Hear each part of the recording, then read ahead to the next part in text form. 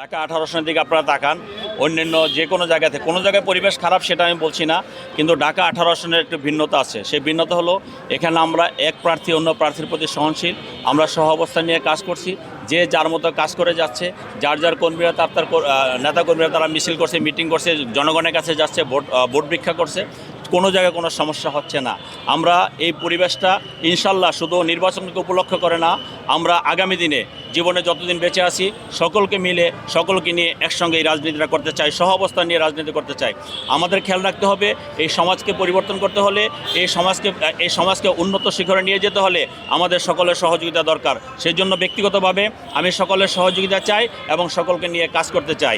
আর আমার আরেক সাংবাদিক ভাই যে কথাটা বললেন যে এনসিপির প্রার্থী আমাদের বিরুদ্ধে নালিশ করছে, অভিযোগ করছে, আপনারা দেখেন, আপনারা তো সাংবাদিক, যদি সেরকম নালিশি কিছু হয়, অভিযোগ কিছু হয়, তাহলে তো আপনারা প্রমাণ পাবেন যে হ্যাঁ এই অভিযোগটা সত্যি, এই অভিযোগটা মিথ্যা।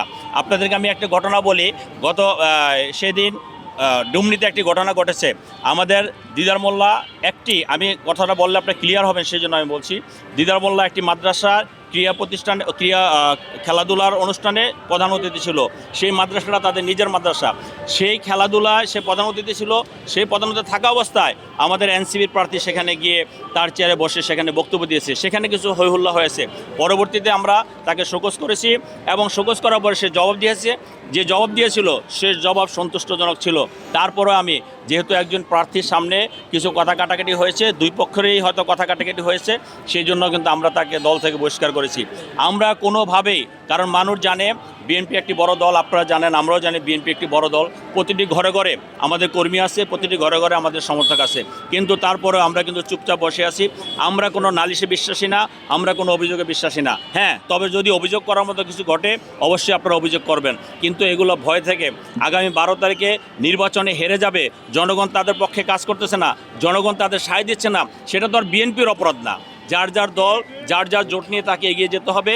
আপনার কর্ম নিয়ে আপনাকে এগিয়ে যেতে হবে, আমার কর্ম আমার দল নিয়ে আমাকে এগিয়ে যেতে হবে। কাজেই আমরা মনে করি যে এই সমস্ত অভিযোগ করে, এই সমস্ত ফলস অভিযোগ করে, ফেক অভিযোগ করে কোনো লাভ হবে না। নির্বাচন কমিশন দেখছে, নির্বাচন কমিশন অনেকগুলো উইংস এখানে কাজ করছে, আইনশৃঙ্খলা রক্ষা বাহিনী কাজ করছে, এবং বিশেষ করে আপনারা মিডিয়ার বাইরে এখানে কাজ করছেন।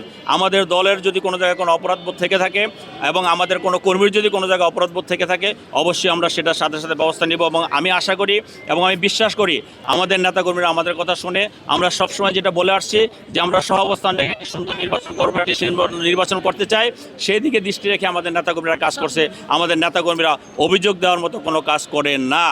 ঠাকুর ঘরে কে রে আমি কলা খাই না, আমরাও অনেক অভিযোগ করতে পারি, কিন্তু সেটা আমরা করছি না, কারণ আমি মনে করি অভিযোগ করে নির্বাচনকে প্রশ্নবিদ্ধ করার কোনো সুযোগ নেই।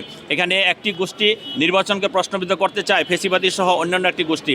আমরা মনে করি যে জনস্রোত এখন নির্বাচনমুখী, এই নির্বাচনকে সফল করার জন্য জনগণই তাদের প্রতিহত করবে, আমাদের কিছু করার প্রয়োজন হবে না। জনগণ চায় আগামী 12 তারিখে একটি সুষ্ঠু নির্বাচন হবে এবং সেই নির্বাচনে তাদের মনোনীত প্রার্থীকে ভোট দিয়ে এই এলাকার কল্যাণের জন্য কাজ করবে।